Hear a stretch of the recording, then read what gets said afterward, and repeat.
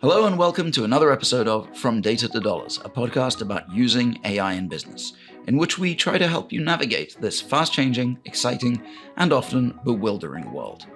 I'm Gideon Lichfield, former editor-in-chief of MIT Technology Review and Wired.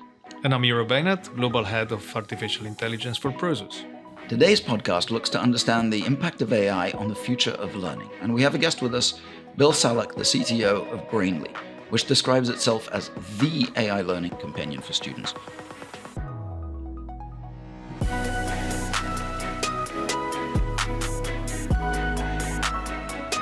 Bill, why don't you introduce yourself and tell us a bit about what you're trying to do at Brainly?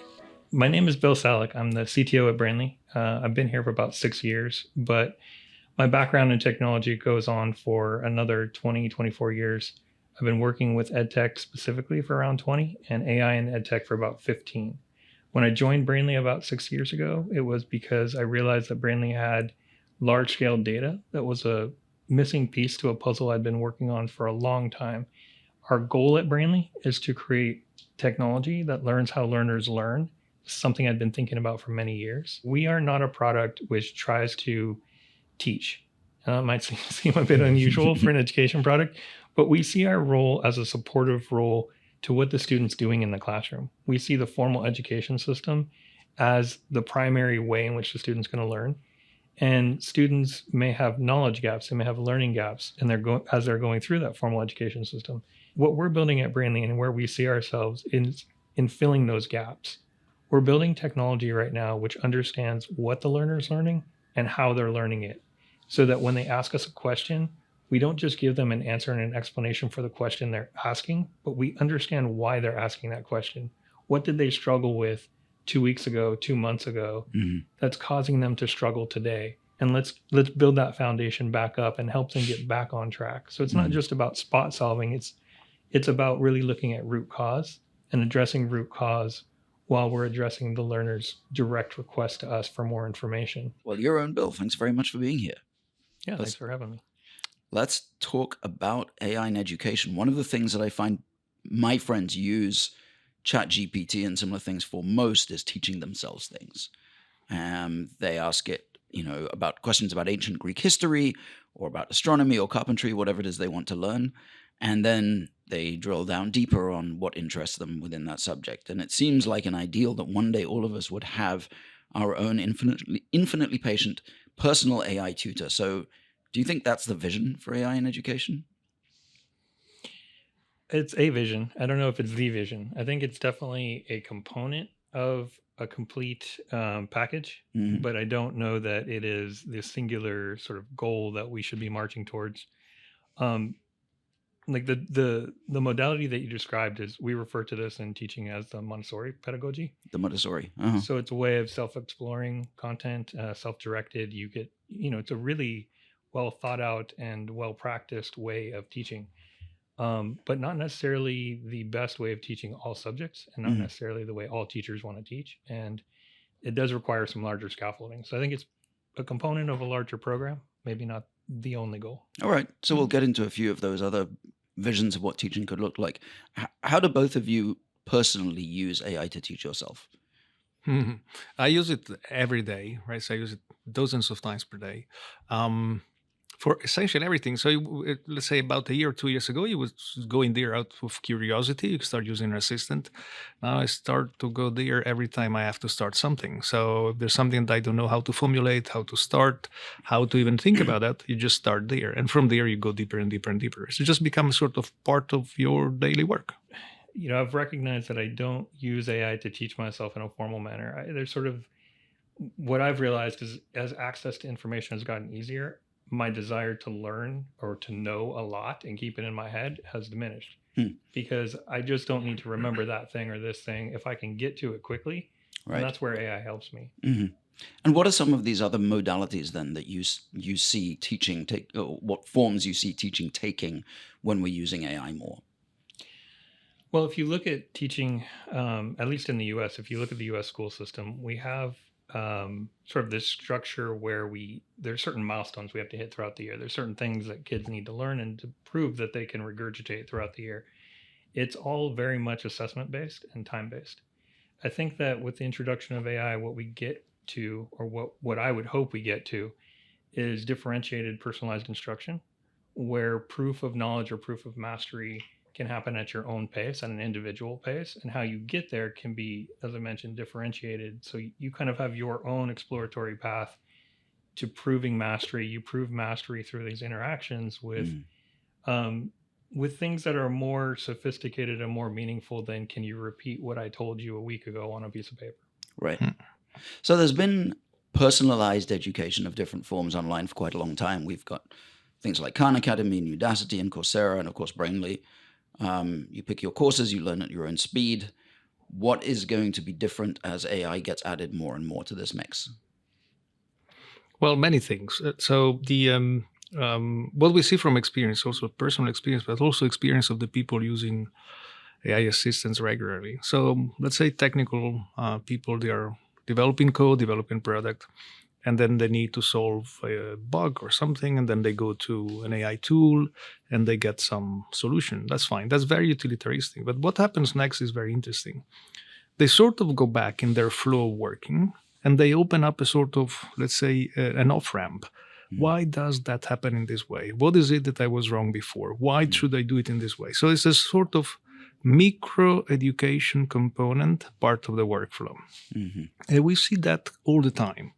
If that's the case, then you don't really have education as a separate thing, as something different from work. So you work and then you stop and then you take a course. Right. So it's a kind of like learning through doing, or enhanced learning through doing. Something like that. What about these more traditional online platforms where you do take courses? How do you think those are going to evolve? Yeah, I mean, from what I've seen, there's sort of the short-term next steps kind of vision or next steps future, which is looking really like in months ahead, right? A quarter, maybe a couple quarters. And we can speak about that, but there's sort of a longer term vision or a need to sort of ask ourselves, what are we teaching and why do people need to know that? That's a very philosophical question, so let's just avoid that for a minute. Table it for now. Table it for now, and let's focus on the sort of short term. I think where AI gets integrated is in this, hey, I didn't quite understand that modality. Like, I got it. I took the course. I went through this lesson. I didn't quite get it. Like, what about this thing that I'm learning? Right. Can you re-explain so that it can stick? Or give me an example of how this actually works? Or any of these sort of questions that we might ask each other when we're just in a conversation and we want to know a little bit more about something somebody's telling us. Right. This enables that. It unlocks that modality. So that's a lot more like the role that a human teacher plays. In fact, someone there that you can ask when you didn't understand. It's what the best teachers do, right, for sure. And the unfortunate thing is that we don't always have time for that in a classroom environment. So it is sort of modeling what the best teachers do in an offline environment when they have time. Yeah. Well, I think there's something more than that. So if you look at, let's say, online education over the last 20 years, where it started a while back, a lot of the material that you find in many platforms is, in fact, a lecture which is delivered. Right? So you change the distribution, you haven't really changed the way of learning. Yeah. Right? And that's a big thing because you get, let's say, access to material that otherwise would be impossible. So it's super important. But then the next opportunity is now that we have this interaction, which is you don't have the constraints of the physical, let's say, setting. You don't have to do it in that way, right? So material can be broken down. You can have continuous, let's say, checks about progress. It can be personalized. You can decide that, let's say, from the point where I start to the point where I want to end, I can take you there in the way that you want to learn, right? So I like to learn through examples. I like to learn by looking at graphics, right? Something like this, but other people have different ways of doing it. So there is no reason that one size should fit all, right?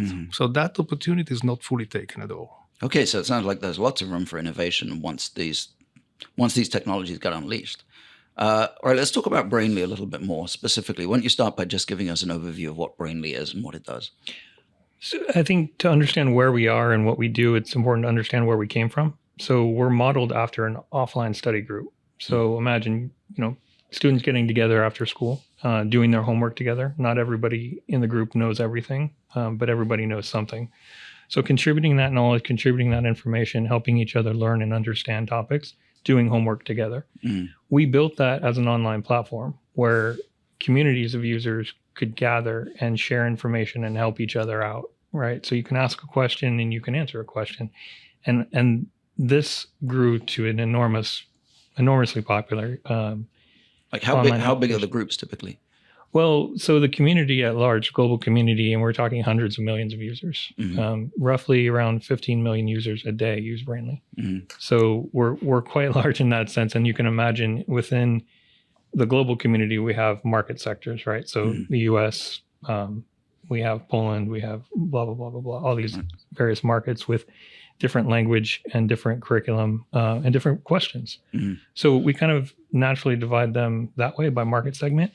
But even within the quote unquote formal community, you'll have sort of micro communities where it's like, here's a topic that people are gathering around and people can find the questions that they need within the huge knowledge base that we have and converse about that topic or answer questions for each other. Okay, so it's not so much that they form study groups specifically on Brainly. It's not like 10 people get together to study. It's more like they find other people on the platform who share something they want to learn and they feed off each other. They find content. So what they're doing is they're asking questions and they're finding those answers on Brainly, and those answers may have come from other community members, and now it may have come from AI. So we've increasingly introduced AI, and we've introduced features to help unpack those answers that they're getting on Brainly. Okay. So, simplify this answer for me, explain this answer for me, ask a follow-up question about the answer that you're reading.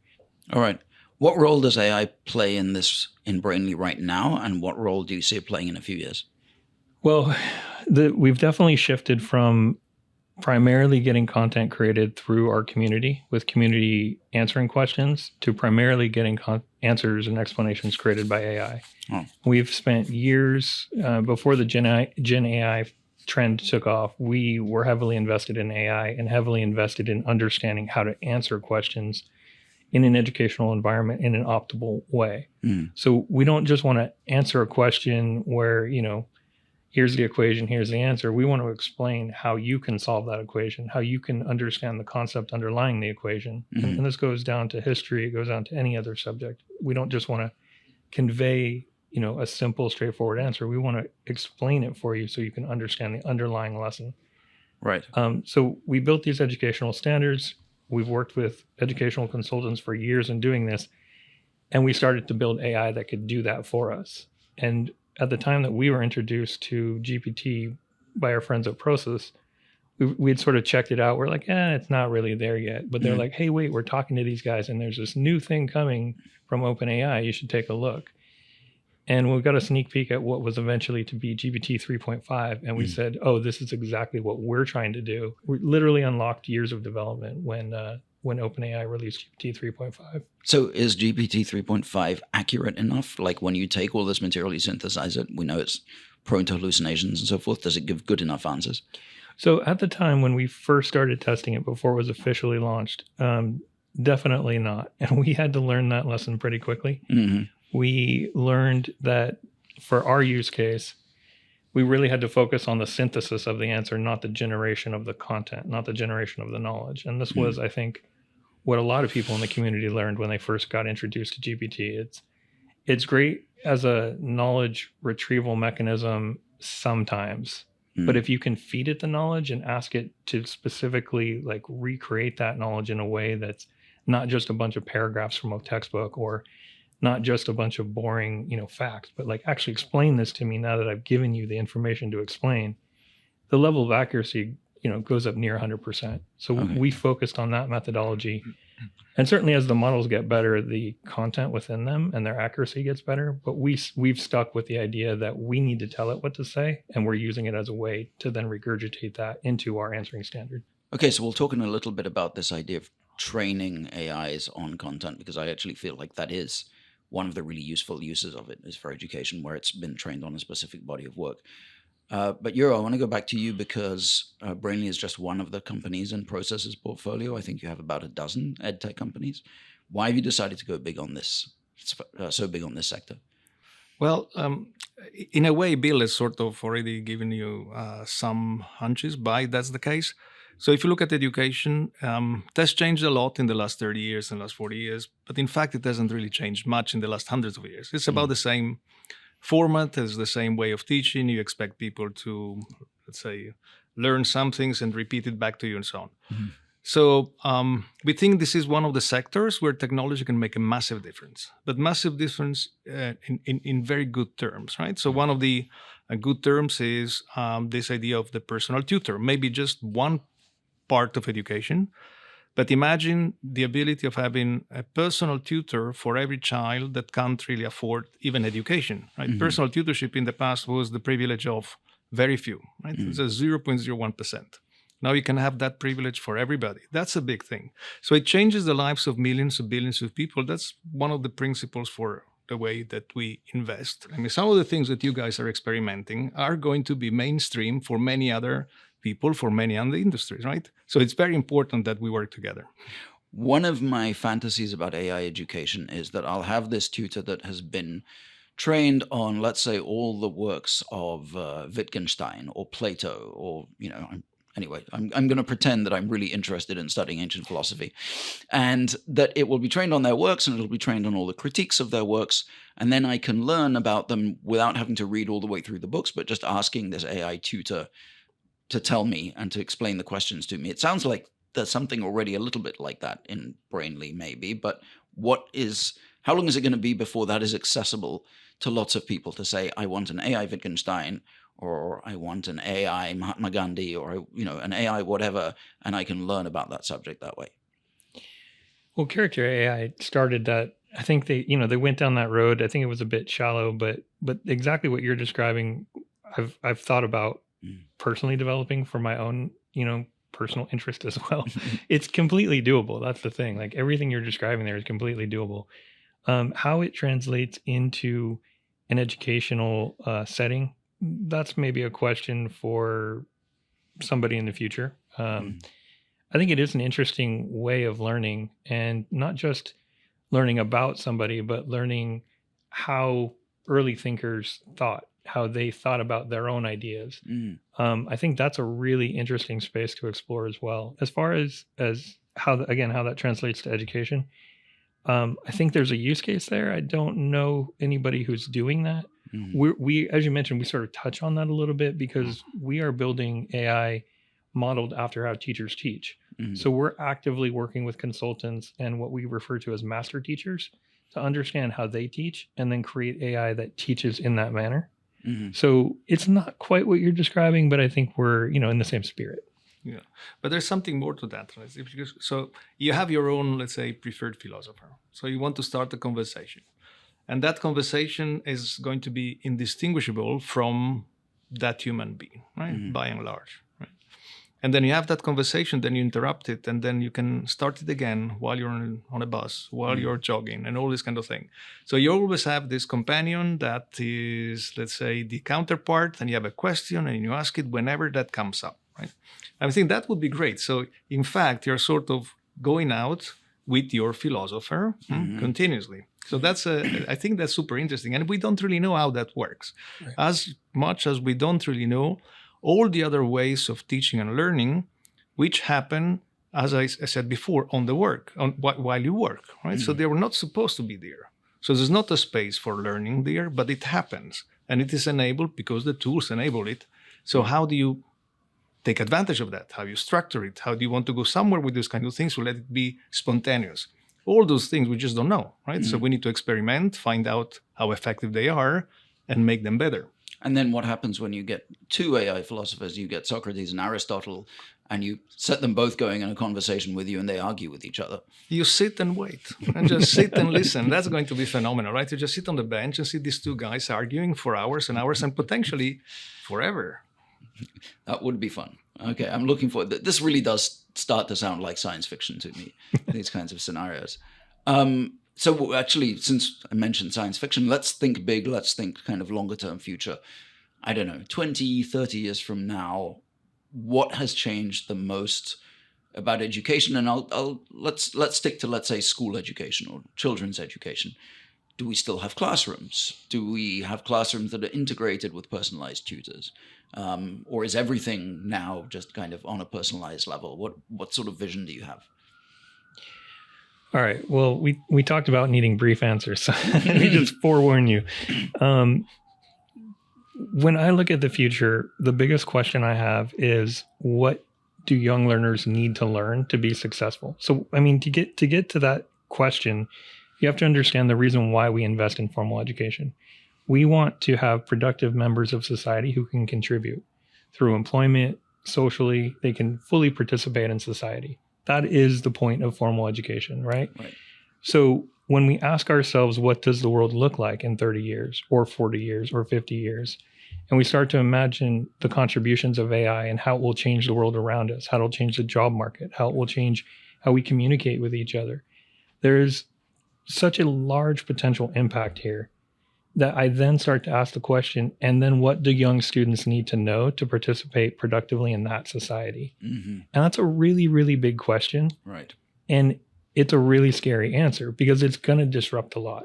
Mm. And formal education is not a race car that can turn on a dime, right? We're not taking any tight corners in an education, formal educational structure. Formal education presupposes a world that doesn't change very much. You're educated now for the rest of your life. And making those changes is typically a multi-year behemoth process, and it's a small change at a time. What we're talking about is a rapid pace of change that AI is going to introduce into society. Mm. And we're going to be confronted with, are we teaching our students the right things?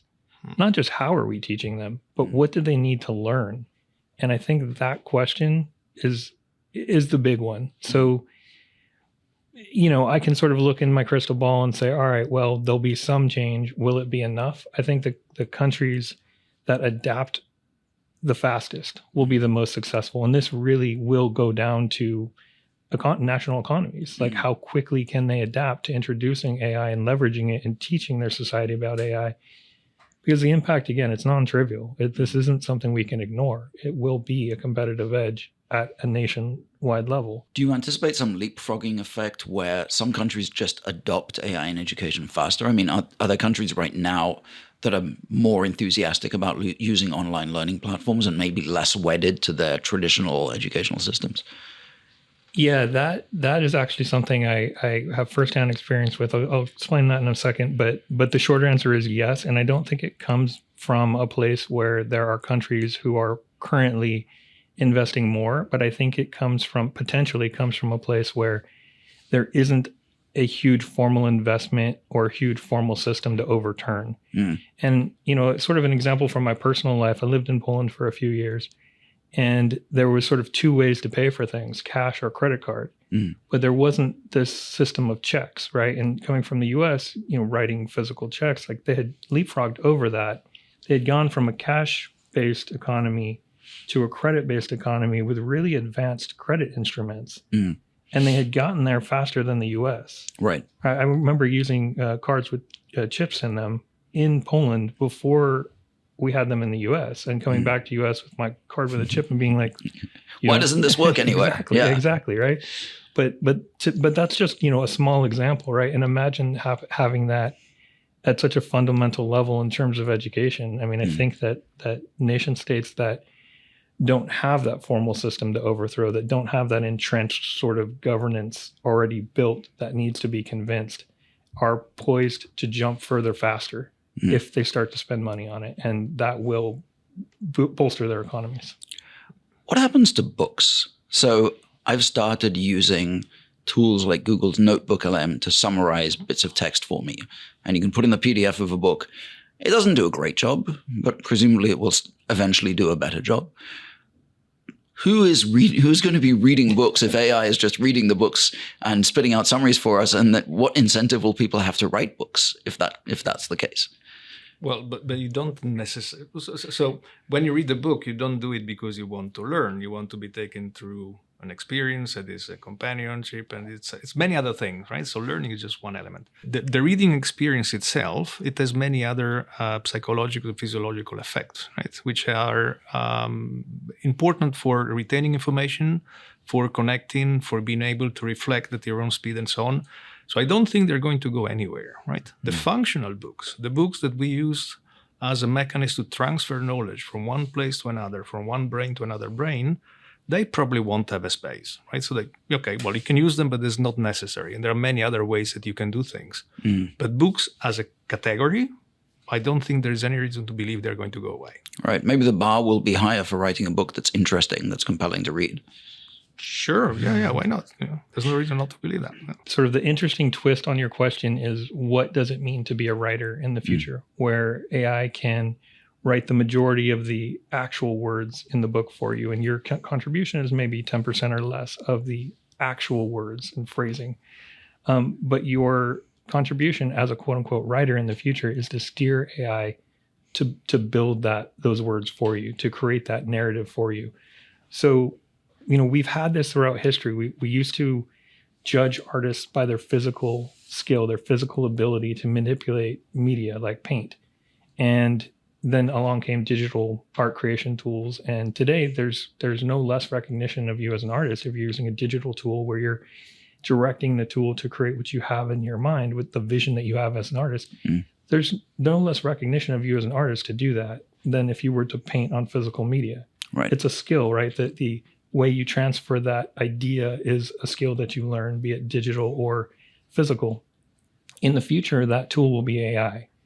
So what it means to be a writer will very likely be developing the skill to direct AI to create those words for you, to tell the story you have in your mind, directing it to do what today we call writing. And if that's the future, if that's the world we're moving towards, sort of going back to school and teaching kids the way it used to work, teaching them sort of these techniques and these things they need to care about, grammar and punctuation. And it's all important, right? For us right now. Will it be important in 20 years when AI is doing that for you? When AI is the one injecting punctuation, manipulating the grammar, and you're directing it to create those words based on your thoughts. It's a very different world. That's a really interesting prospect, because you think of grammar and punctuation and spelling as just cornerstones. Like, you can't be a literate human being if you don't know those things. But it sounds like you're suggesting that these will fall away as skills the way that, I don't know, probably a lot of people used to know carpentry or agriculture. Or agriculture, exactly. All of these things that were essential to survive. And now we outsource those to other people or to machines. So we might outsource basic grammatical knowledge as well. We really need to ask ourselves what you need to know to be productive in society in 30 years, given the changes that AI will introduce. I mean, it's a core question. Yeah. How has all this affected how you think about educating your own kids? More than my own kids, I think I'm thinking about the students that I had at university for many years. And so I used to teach a technical subject, data science. And every time I was in front of them, I thought that 70% of my time was, in fact, animating something they can find on YouTube. I was adding almost zero. Okay. So I'm doing the same things that everybody else is doing. It's the same state of the art. There's no better, there's no worse. It's the same. And then you have a 30%, which is sharing with them my mistakes, what I've done right, what I've done wrong, work in this field for many, many years. And that was super useful. So that part, call it wisdom or call it something else and so on, is the part that I find it really hard to imagine that a machine can replicate, because a machine doesn't have, let's say, the essence of what works, what doesn't. It doesn't know what projects function. It doesn't know how it feels to fail. It doesn't know how it feels to succeed, right? So that 30%, I think I need. The other 70% are absolutely certain there's no need for me. Machines can do it better. They can take the students in their direction. They can personalize.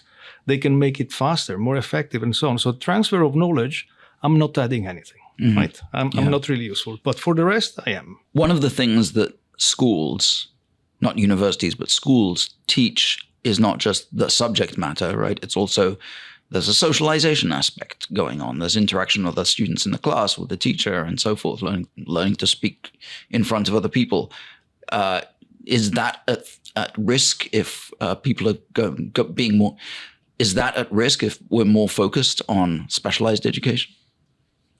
I think there's always going to be a role for in-person formal education where you have a teacher, you have a classroom. I think that those, like what you're alluding to, is something that we see over and over and over again when we talk to teachers. School is much, much more than just getting the knowledge. It's getting the experience of interacting. It's learning how to behave in a social construct that's similar to a work environment. And there's there's a lot of sort of push and pull. I'll get to that in a second. But what's interesting is that sort of social emotional support system that you develop in school is something that you learn to need to use and to reconstruct outside of school. So there's this whole sort of meta layer to school that is foundational and important, and it's about relationships if you boil it down to its essence. What's interesting and what I'm sort of like chuckling at is that there's currently this, for lack of a better word, trend in the U.S. happening where lawmakers are legislating cell phones out of the education environment. They're saying you cannot have a cell phone in school. When I talk to folks about this, it's often framed as if, well, kids are just sitting next to each other, typing on their phones. They're not talking. And I have to constantly remind people, like, the way that you communicated when you went to school, right? 40-year-old, 50-year-old man I'm talking to at this point, isn't the way kids communicate today. What you see is something that you're not associating with communication, but this is the communication tool of their era. And what they're learning is social skills about communicating using the tools that they'll be using as young adults in the professional environment. They're learning the etiquette of when to use their cell phone in person and when not to. They're creating rules within their social circles about how to interact using their cell phones. All of these sort of meta lessons are happening, but also not being recognized by folks who are like, well, that doesn't look like how it was when I went to school, so it must be bad. Yeah. Right. So there is, yes, there is this meta layer, and that meta layer is changing as well. And that's scary for folks. And we need to recognize that meta layer will continue to advance, and we need to direct it, but not choke it to death, because the communication patterns and the social patterns of the next generation will be different than the way that they were for us. So we really have to let go of a lot of assumptions about how education works. Everything from what is learning to what is the socialization and what are the communication techniques that we learn. Like, everything has to be rethought. Yeah. And I mean, we as adults, we often learn these lessons. I mean, I learned a lesson when I walked into an office environment and literally nobody spoke to each other in this office environment. Like, we all sat next to each other and we all chatted online. At the time, it was Instant Messenger. We all chatted with each other over Instant Messenger. Yeah, I had that experience as well. I remember it. I thought, this is so different than what I'm used to. But like, this is the social construct of this office. This is how this community works. And so I had to learn and I had to adapt. And I think that's really what it is recognizing that change isn't necessarily bad because it's different. Change is change, and we can make a judgment about it, but we need to recognize when change is happening and we can't stop it. And we need to prepare our students to be a part of that change, not try to force it back into some way that looks how we think it should. Yeah. If I can add to this one. So, and going back to the point you had before, schools have always had many different roles and many different goals in a way. And we conflated them in what we call education, right? But one thing is to learn skills. The other thing is to learn how to behave. The third one, how to deal with your, or let's say, handle proper relationships and so on. So somehow schools have taken the collective role, but that's not because it has to be. I mean, this is the way that we ended up doing things. You learn a lot about how to deal with your peers and so on in sports, right? You do it a lot in theater. There are many other ways where you can learn social skills. It doesn't have to be teaching or learning and so on. So I think that unbundling of education will have to happen, and I think technology will force that unbundling to take place. What's your vision of how things look in 30 years? What's the big radical change in how we school people? Well, first of all, I think I'm chasing the benefits, right? So that's what I'm really attracted and what I'm really, let's say, motivated is how this is going to change education for the better. And to me, this idea is a very simple idea, even if, I agree with you, Bill, it's just partial. But the idea that you have one tutor for every child, and that tutor is the best teacher for you, understands where you want to be, teaches you in the way that you want to learn. And it's almost, let's say, free. That's something we never had, right? I can't see how that can be a negative. It has to be a net positive, right? So I think this is phenomenal, and then we have the technology for making that a reality. And by the way, we're not far from that, right? So the question is how fast we are interested and willing to go down this path. So there's one thing. Then the other thing, and I don't have the answer to that, if you study law or study any profession where you have a sort of career growth over the years, so you start out of university, you start doing some simple work, and all the recent graduates do that. And as you get, let's say, more experience, you get harder jobs and so on, until you end up at the pyramid, you know exactly what happens in your domain. So now you have machines that take over, let's say, the lower part of this pyramid, right? So all the simple task of lawyers, of accountants, of doctors, right? It will be done by machines. Mm. But how do you develop the knowledge to become expert? So it's not a pyramid anymore. It's a sort of diamond shape. Right. And what's the pipeline for entry at the moment? Yeah. So how do you get to the point in which you are an expert without being a beginner? Right? Yeah. So you jump into expert, but I haven't been a beginner before. How can that work? So I don't think we have a good answer. Right. Well, thank you, Bill. Thank you, Euro. This has been a fascinating journey into the future of education. Let's see how much of it comes true. Thank you. Thanks.